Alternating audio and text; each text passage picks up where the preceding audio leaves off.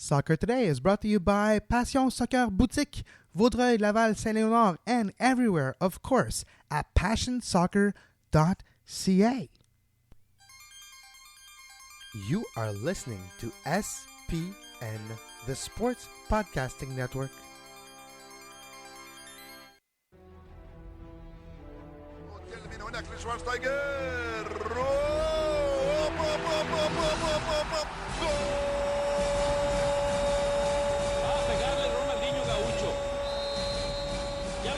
Pierna derecha, directo al arco. ¡Golazo! ¡Golazo! ¡Golazo! ¡Golazo! This is Soccer Today, live on SPN Radio, your new live show about the beautiful game in all its glory, with Duane, Rollins and Kevin Laramee. MLS, EPL, La Liga, Champions League, all is fair game. Powered by the Sports Podcasting Network. Visit us at sportspodcastingnetwork.com. And good day, good night. Welcome to Soccer Today. Duane, I'm back where, well, in studio. You're back where it all started from, back in Montreal. How was the trip in hindsight? Have you recovered yet? Have you slept yet? How's it going that way? I haven't really slept yet. Turns out we got back to the hotel around close to 11:30 midnight last night, and by the time I get to bed and everything, I didn't have time even yet to post the show. I literally made it back to the studio about like 30 minutes ago. So later on, probably late tonight, we'll have our post-game audio. And Duane, you know, when you record post-game audio, even though your equipment might be good, like it's not top of the line, fine, but it's decent. It was so noisy, crowdy. I got bumped in when I was trying to take pictures. So the audio is not necessarily pristine as I'm used to, but I'll try to make something work for tonight. But I have to say, it was quite enjoyable. I quite really enjoyed Chicago as a city, the vibe, the All-Star game too. Like, yes, Monday, Tuesday, I didn't necessarily feel that buzz in the city, but Wednesday, being a lot of fans around the Chicago area drove in Wednesday for the occasion, and I really felt the vibe. I took a long walk on Millennium Park and on Maggie Alley Park, and I was looking at the fans, and I saw Real Madrid jerseys everywhere. I talked to a few of them. A lot of them were in the region. Some of them flew from far away as Mexico and from the West Coast to see their team for the first time. But yes, it was a Real Madrid pro crowd last night. Yeah, well, look, Chicago's a big airport hub, so it's generally going to be cheaper to fly into hubs. So it offered a lot of American and Canadian fans and North American fans, when you include Mexico in that, with the opportunity to relatively cheaply get up to watch Real Madrid play with a cheaper ticket price than you would have got for the quote unquote El Clasico. I refuse to call them El Clasicos when they're the friendly in Miami. Yeah. It was Neymar's last game. That's what it was. There you go. Yeah, it's like the Manchester Derby in Houston was not a Manchester Derby. It was two preseason teams playing each other in Houston, but nonetheless, that's my own gig there. No, what I'm saying though is it offers a lot of opportunity there, and certainly, at least on the TV last night, it seemed like the crowd was at least. It's always hard to tell when it comes to stuff like this, and I'm used to this with Canadian national team and people claiming that there was 90% of the crowd was cheering for the away team. When you've been in the stadium, you know for a fact it was closer to like 40%, but it's just that's a big loud 40% that are there for their party and they stand out. So what was that crowd breakup? Would you say was it 50-50? Was it majority Real Madrid? 70-30, I would say, quite easily. If you go on my Instagram and my social media, basically, you will see all the pictures I took last night and the pictures of the crowd as well. And there's a lot of white, a lot of white. And don't tell me it's the white All-Star jersey because, well, they were not available necessarily. So you had few All-Star jerseys, a lot of MLS jerseys. Yes. Some Chelsea jerseys for some reason. I saw, Duane, in the middle of Magnificent Mile, a sweet Fernando Torres, like 2012 jersey of Chelsea. And I was like, that guy knows his stuff. There you go. That's kind of fun. Well, I mean, look, it's a day out, and I can imagine it from talking to you being there. And I mean, I was around the 2008 All-Star game as well. I quite famously sold my 2008 ticket, which came in our season ticket package for a beer. So that tells you how much I valued the actual game. But, I was around it, and I saw a little bit of it and understand that there's there's sort of just an entertainment if you take it the right attitude way about it. So I could see fans that are fans more of international soccer than MLS, particularly given it a chance. And I guess that might be part of MLS's mandate, is to try and convince some of those fans. I'm not sure whether that works, though, to be honest. I don't know if any Real Madrid fan that was there and watched, what was basically a one-sided contest that saw Real Madrid unable to finish, or being too cute with their finishes, getting caught right at the end, and then ultimately winning in a very professional penalty shootout. God, they look so good in the penalty shootout. It's men against boys. No offense to anyone out there, and Tim Howard as well. No offense, because I have to say the players that were present in the locker room, it was quite enjoyable after the game too, and that's why I hope I can make something work with the with the post-game audio. Tim Howard had a great quote on his save. Like, it was kind of, a great save just before in the first half, actually. But Stephen Fry and penalties once again, but this time didn't win. No, it was interesting. You mentioned how Madrid looked efficient, especially in the penalties. But it's not just that. During the game, though, like when Benzema, Marcelo, and Bale came in the second half. My God, Marcelo, he's so much difference maker right there. Oh, my Lord. The passing, like already in the first half you saw, that's what surprised me, Duane, with Real Madrid. First time seeing them really in person, that passing accuracy, but the execution and I wouldn't call it overlapping, but just knowing where to go and always being there. Like, not necessarily, you don't have to call for the ball is coming, right? It's that efficiency and that intelligence of soccer that's a higher level that I've ever seen live. And have to say, I was quite impressed by the backline of the MLS All-Stars in the first half. Makeshift backline, players playing out of position, and I was talking to Matt Edges, and it was kind of nerve-wracking for them at the beginning, too. So, yeah, they still impress me, MLS. No, I don't take anything out of this game, right? I don't want to break it down. That's not what I mean. But I have to say, you still have to play against amazing players. It's kind of like a very high-level pickup game, right? And you don't want to be humiliated. So you're playing for not being humiliated and not necessarily proving something, but you want to put on a show and be fun, and you want to show that you can play. So, yeah, it was kind of like a very high-level pickup game, and I was impressed by how some players were able to, I don't want to say raise their game, but to adapt and to get something out of it. Yeah, well, exactly. I think the mistakes, I'm going to say this carefully because I'm kind of targeting a straw man when I say this, but I think the mistakes some people make in Major League Soccer circles is trying to put value on a result in this contest when, look, Real Madrid in the first half in particular, it had a couple one-on-one attempts at goal where if it was playing in a lower level game in La Liga, probably just would have blasted the ball into the corner. But instead they tried like cute little, chip the keeper or do something here, little flicks or something like that. I'm not going to say that, that was the entire reason why they struggled to score, because they did at times just fail to convert. But they certainly were trying a few things and having a bit more fun with it, because I think they understand that this isn't necessarily going to be the be-all, end-all in terms of the result. They don't want to lose it, and they probably were embarrassed to give up the goal late, and it was a bit of a strange little pinball-type goal that went in. But nonetheless, that's the other side of it, though, too, is that if MLS does get a result in here, and you can call this a draw if you like, the penalty shootout just a little extra bonus for the crowd that's there, then it doesn't mean that MLS is, caught up. People make that mistake sometimes. But I think, as I said, that's a bit of a straw man when I say that. There are people out there that do feel that, but the vast majority of MLS fans are either kind of indifferent to it at this point or hostile to it in some cases. I'm sure a lot of Atlanta fans are hostile to it today. One question I asked Bastian Schweinsteiger. So I asked, Bastian, that concept of an All-Star game, do you think some league in Europe should try it? An interesting response, well, it does bring, it's kind of like a festival. So he said it brings a different energy. It brings like a party aspect, and it's kind of fun to play with opponents in one game and pick up and you make friends. And he's like, maybe it could be interesting. He's like, well, I don't know about the schedule. This might be tough to do, but still, it's a concept that's interesting in his first experience of something like this.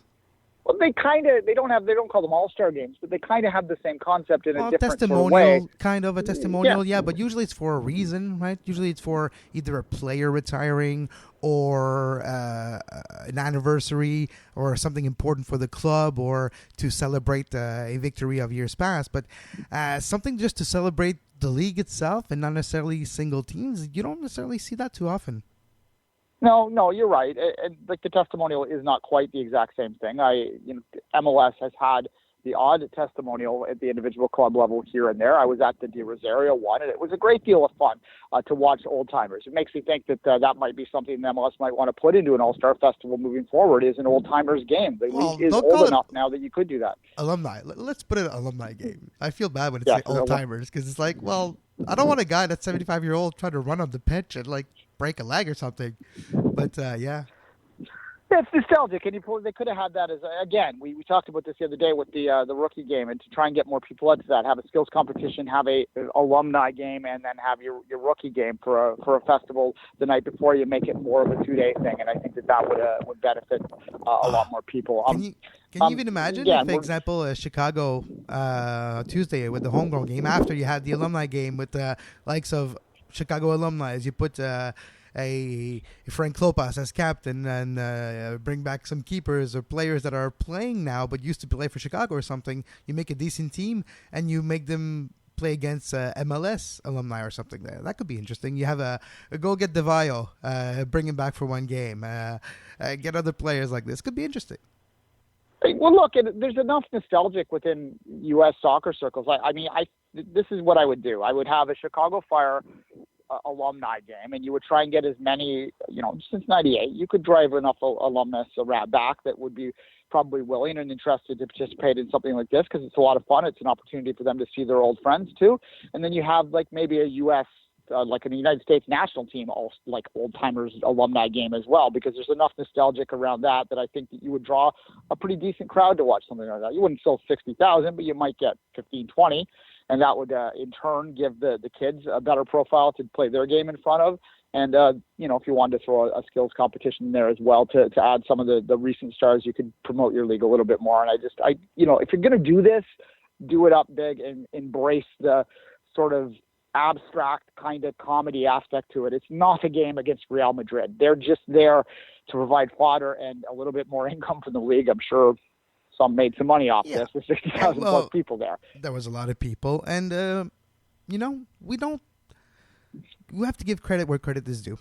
And I have been impressed by Major League Soccer and the show they put on last night. And production value, like fireworks, pyrotechnics, the kind of round screen at the bottom, the huge Chicago Bears screen on top. It really felt like that's what I texted you. Yesterday during the game, and I was like, this feels bigger than MLS Cup. And yes, you mentioned they have more time to prepare everything and pretty much more resource allocated to it, but it was quite a show. And on the pitch, yes, it was quite a show. Not as many goals that people would have loved, but you saw some glimpses of geniuses on both sides. But the show and the stands, the activities, the festivities leading up to it throughout the city, it was quite a show. Yeah, no, the MLS Cup final, as long as they stick with the top seed hosting, which I very much believe they should, because that game should be about the two markets involved first and foremost, and particularly that host market. That as long as they stick with that, it's always going to be a celebration primarily about the home team and about the home teams and their opponents' accomplishment that season, and not necessarily about the league as a whole. Whereas the All-Star game, I have relaxed, in my opinion, of the All-Star game after they moved away from the set host and the MLS Cup final, because that then allowed the league to do all of the promo stuff that you're talking about there. And it's not necessarily my gig, and I would never pay big money to go to one. I would go to one as a media member if it was close enough, again, like you did there this weekend, but I wouldn't pay money to go as a fan, but some people would, and I'm okay with that in this particular case nowadays, because I do recognize that they need to do something. I just, it's unfortunate that we had the injury last night, and I don't know quite how you get around that without going an East-West format, and then what happens in that case is the quality of the game goes down even further. There were stretches of that game last night that really, if you took a step back, weren't that entertaining. It would be even worse in an East-West kind of format, because the players they're not going to go in hard at each other at all, because they have that mutual respect that they don't want to injure each other. Yeah, but it still got close, though. And Greg Garza, right separated shoulder. We were given an update late in the game yesterday from his injury, and DeMarcus Beasley has to come in 3 minutes in. And one newsworthy comment coming out from last night when I talked to Nacho Piatti. That's Nacho. Are you happy with your game? He's like, yeah, I'm happy. I'm finally feeling good. I'm finally feeling close to 100%, and it hasn't been easy the last month, and I have ups and downs, and now I'm finally happy with my play. So for the Montreal Impact, that's a great news, and which segues into, well, finally, Duane, it's official. We talked about it all week, but I think it was a worst-kept secret in North American soccer right now. Samuel Piett, new member of the Montreal Impact. Yeah, I suspect there was a mandate that went around through MLS circles to not make announcements during their All-Star break. That's exactly what we all speculated last night. Yeah, so the signing leaked because Samuel Piett has so many people in the Montreal area that keeping that under wraps for 2 days would be pretty much impossible. But they weren't going to make an official announcement until the teams were coming back. I put a poll out. I told you about this yesterday, asking whether Montreal fans or fans of my followers anyway thought that it was a good move for the Impact, and 48% of people said that it was a quote-unquote perfect fit. An additional 30% said that there was a little bit of risk for both sides, but there was generally a positive feeling about that, and only about 10% of the respondents in that poll think that this is potentially a poor signing. So a lot of people are excited by this. A lot of people feel it's a good fit. Yeah, and speaking of good fit, when he was in Montreal for the Curaçao-Canada game, he was asked by journalists, how would you, because we don't see you often, Samuel. We don't see you often. You were in Europe, and we don't really know your style of play. We can't watch game of Deportiva Coruña back then. So how would you describe your play? And he answered, well, I wish I could be, I want to be, and I'm striving to be kind of like a Donadel. And, well, he's probably going to play next to him for the next few months. Yeah, I mean, that's your heir apparent there for sure. We talk a lot about Bernier and the potential for him to take something from him. And I think with Bernier's case that you can probably learn how to be that sort of spokesperson because I think Piett will move into that role when Bernier moves on to something differently. Bernier is going to always be around in the same way D-Rose sort of always around TFCs, and that's a good thing too, but it's a different role. And I think that Bernier can teach him how to be that professional, which isn't necessarily a bad thing either, because I don't want to bring out bad things, but Piett had a bit of a social media faux pas a few years ago. I'm not going to remind people what it is. You can look it up if you want to search for it, but that might just speak to him needing to have some mentorship around how to be a professional in the community and represent the team at all levels and remember your position. And that might be something that really helps his game too on the field, is to learn that sort of maturity off the pitch, which I think Bernier can be a great mentor for him that way. Yeah, no, exactly. So that will be quite interesting. And Samuel Piett, he's still very young. What's 24? Maybe close to 25, but 24, 25.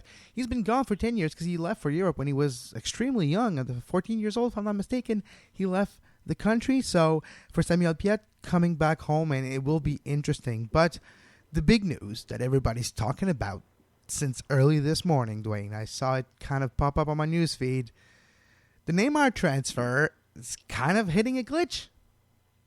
Yeah, strange one, this one. The La Liga itself is trying to block the transfer, which is strange. Be saying that it's that they can't accept it because PSG is going to be in violation of financial fair play rules. And look, my opinion of the FFP rules are pretty well established. I think they're bunk. They really don't do anything other than to try and protect the established order, in my opinion, and they don't really allow enough flexibility. And even the flexibility that, what the teams have figured out how to get around it too, the ones that's not stopping what it's supposed to do. It's just sort of, I don't know, it's just a disaster. And they're using this in a way that's just underlying this to me in this particular case. I don't know who La Liga is going to try and appease with this. They're pissing off the player because he doesn't want to be there anymore. They're pissing off Barcelona because they're taking 222 million euros out of their hands. Yeah. They're pissing off the rest of the league because the league is like, okay, bye, Neymar. Good riddance. Exactly. So who exactly are they trying to appease here? And it also underlines this. There's a belief in Spanish circles that the entire existence, much like you see in Scotland, is geared around supporting two teams. And in this particular case, you can argue maybe they're hurting Barcelona, but at the same time, they're like going out of their way to keep a highly skilled player at one of those big two teams, and sort of the rest of them, who cares? And that's like it goes across. Like, this is deeper than that. Like, the financial differences in what those two teams bring in and the TV deals and everything else is just a disaster. And if you're like a Valencia or an Atleti or whoever, you just sort of shake your head. And the successful as they are is a miracle compared to how much financial disparity there is in that league. I maintain that the biggest miracle I've seen in the sport in the last 10 years might be, now that we're out of the Greece. Now we're 10 years away from Greece. So in the last 10 years, it might be Atleti winning La Liga that year, because that was just so unexpected for them to win a league title against those two clubs. But at any rate, yeah, it's just, I don't get it. And I'm sure that this is going to get worked out. And I can't help but think that there might be alternative motives somewhere down the line to this that aren't just about keeping him in Spain. Maybe who knows, right? I don't want to say that out loud, but you can sort of draw your own speculation in there. But the perception of it, right? Because that's what they used to do to other leagues. They got Ronaldo from England.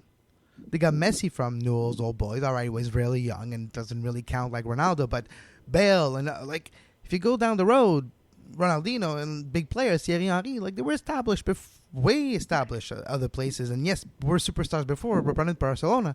And that's what they used to do to other teams. And I think it's the perception of La Liga maybe dropping as a level of entire league, that they don't want a young, very young still Neymar. What is he, 20-something? Was 21 or 22. Okay, he's still very young, yeah. Very young, yeah. Extremely young. And they don't want the perception of the heir apparent to a Messi or Ronaldo as the best player at the moment to leave the league before even his prime, to become something, maybe a legend somewhere else in another league. They want this to continue to be La Liga, where those iconic performances and talent like a Ronaldo and Messi, they want La Liga to be their playground and not necessarily La Ligue 1. They're taking a sledgehammer to kill an ant, though. This is a bit silly that they think that they're in any risk of this happening at any great level. How many teams are going to put $222 million on the table? PSG is the only one that could, and they can't do it more than once. So what are they really trying to accomplish here? That's what I'd have to say. And look, I sort of went over this yesterday. I can actually, in my mind, see how this is beneficial to sort of divest themselves from Neymar, especially for the money that they have from Barcelona perspective. It might make them better, especially, you'd assume that they'll reinvest that to balance the roster a little bit more. So in some ways, in many ways, I think that this is a good move for Barcelona. And from a Neymar perspective, it's very modern footballer kind of him to demand to be the number one guy, but that's sort of how the world works nowadays. So I get it from that perspective. He wants to be the main man somewhere. He wants to probably, financially speaking, he probably feels that being, Paris is a pretty damn big market and a pretty important market in the world. So he's going to walk in there and be the number one sporting star in one of the world's most important cities. So that's a financial win-win for him in many, many ways, when you're not even factoring in the outrageous weekly wage he's getting. So there's a lot there to like on both sides of this. And I think that it does make PSG more interesting. It's certainly, if I was a French team, if I was Lyon or something, I might not be too thrilled about this, or Monaco or whoever you want to put in there in this role. But it does make PSG a team that might be able to compete to win a Champions League. And really, at this point in time, what are we trying to fight this for? This is what football looks like nowadays. We create mega teams and they compete for the Champions League. And people can lament the fact that this isn't 1977 and it's not Nottingham Forest isn't, winning the Champions League anymore, or that Borussia Mönchengladbach isn't a world-class team anymore. We can lament that all we want, but it's not going to change anything. And trying to stop this for a few seconds here and there isn't going to change that either. No, exactly. And speaking of finance, to finish the show, Duane, finance and legal especially, quite interesting with, I don't necessarily have another word for it, but pro-rel, legal, what's going on here? What's going on here? Explain it to me, because I'm kind of lost here. Well, the FC Miami, the Miami FC, and this small little Division 4 team called Kingston Stock something. I don't have it in front of me. It's a D4 team that plays in upstate New York. And they have a little stadium, about 1,500. They've been very successful. They established themselves in 2015, and they've risen up to the top of the D4 ranks. But that's the investment to rise up to the top of D4 isn't really that big. At any rate, nonetheless, they've done that. So these two teams have bandied forces to go to the CAS, not the former, not what we used to call U Sport, but the CAS, the arbitration of sport court in Switzerland that you have to go to. They are suing. Yeah. Yes, they're suing. Or not suing. They're putting because we already had this discussion. We were talking about the tribunal and the grass thing. It's not a suit per se, but they are putting an illegal filing to be heard, claiming that their rights are being violated from a sporting perspective based on the fact that there isn't promotion and relegation within American soccer.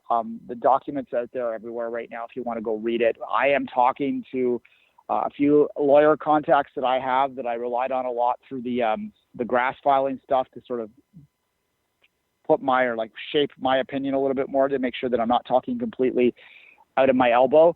We have a guest booked for tomorrow that's going to book this a little bit more. But in the meantime, I think I'm just going to do my reading on the weekend or sort of tonight and over the weekend and frame my opinion that way. My initial take on it and it's the same take that most long-term observers of this sort of debate, quote unquote, it's not much of a debate when two people are just screaming at each other, but nonetheless, is that this is really a publicity play.